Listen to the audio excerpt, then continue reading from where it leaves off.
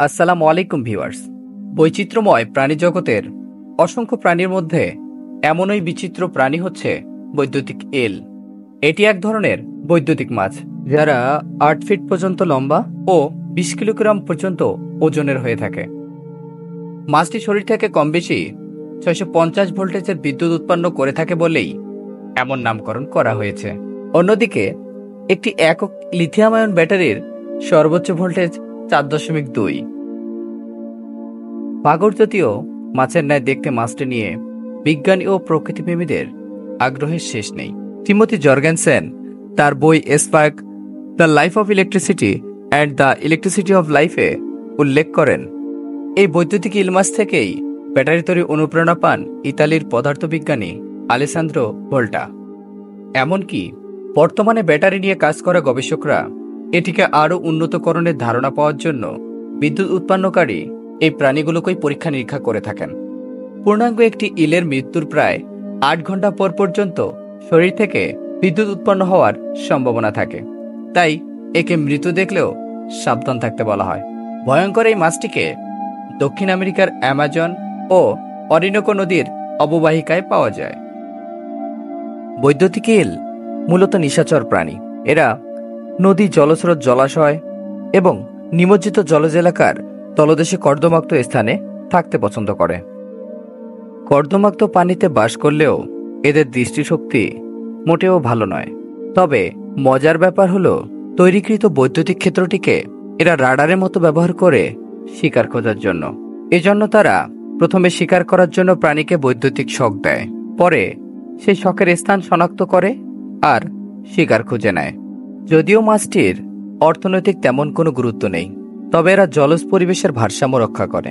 অন্যান্য মাছ যেখানে ফুলকা ব্যবহার করে, বৈদ্যুতিক ইল সেখানে মুখ দিয়েই 80% অক্সিজেন বাতাস থেকে গ্রহণ করে। সন্তানের প্রতি দায়িত্ব পালনেও এরা বেশ আলাদা। প্রথমে পুরুষ ইল থুতু দিয়ে ফেনাযুক্ত বাসা নির্মাণ করে। এই বাসায় স্ত্রী ইল হাজার হাজার ডিম পারে। অসংখ্য ডিমের মধ্য থেকে গড়ে 1200টি বাচ্চা জন্মগ্রহণ করে। এই বাচ্চাগুলো 4 থেকে 6 ইঞ্চি লম্বা না হওয়া পর্যন্ত পিতামাতা উভয়ই নজরে রাখে। একটি সদ্য জন্মগ্রহণকারী বাচ্চা ইলও আপনাকে যথেষ্ট পরিমাণ বিদ্যুতের শক দিতে সক্ষম। আর পূর্ণবয়স্ক বৈদ্যুতিক ইল মাত্র 2 মিলি সেকেন্ডে প্রায় 650 ভোল্টের বেশি বিদ্যুৎ উৎপন্ন করতে পারে, যা আমাদের বাসাবাড়িতে সংযুক্ত বৈদ্যুতিক ব্যবস্থায় প্রাপ্ত ভোল্টেজের চেয়েও কয়েক গুণ বেশি। বৈদ্যুতিক ইল উৎপন্ন বিদ্যুতের সাহায্যে পূর্ণবয়স্ক কুমিরকেও নিস্তেজ করতে পারে। এছাড়াও ক্রমাগত বৈদ্যুতিক শকের মাধ্যমে এরা একজন পূর্ণবয়স্ক মানুষকেও মেরে ফেলতে পারে। বৈদ্যুতিক ইল সম্পর্কে এত সব চমকপ্রদ তথ্য জানার পর নিশ্চয়ই বিদ্যুৎ উৎপন্ন করার কৌশলটাও আপনার জানার ইচ্ছা হচ্ছে। চলুন তাহলে এখন জেনে নেই মাছটির বিদ্যুৎ উৎপন্ন করার কৌশলটি। জানার আগে আমাদের চ্যানেলে নতুন হয়ে থাকলে সাবস্ক্রাইব করে দিন এবং ভিডিওটি ভালো লেগে থাকলে একটি লাইক দিয়ে দিন। বৈদ্যুতিক ইলের পেটে 3 জোড়া বিদ্যুৎ উৎপন্নকারী অঙ্গ রয়েছে।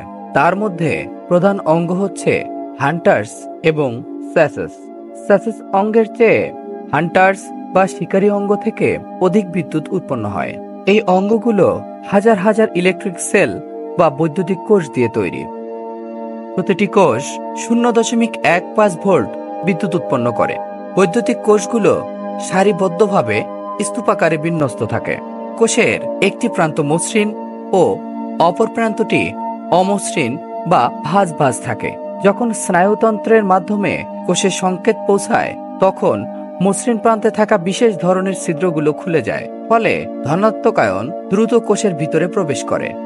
তখন ক্ষণস্থায়ীভাবে 0.065 ভোল্ট আধান উৎপন্ন আর অমসৃণ প্রান্তে ক্ষণস্থায়ীভাবে 0.085 ভোল্টের পার্থক্য সৃষ্টি হয়।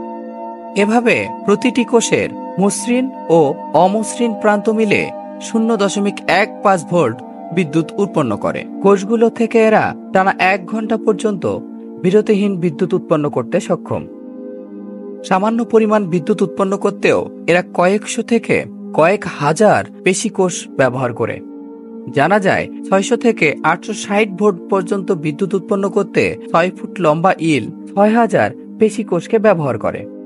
আধুনিক প্রচেষ্টায় মার্কিন যুক্তরাষ্ট্র এবং সুইজারল্যান্ডের বিজ্ঞানীদের একটি দল বর্তমানে বৈদ্যুতিক ইল অনুপ্রাণিত এক ধরনের নতুন ব্যাটারি নিয়ে কাজ করছে।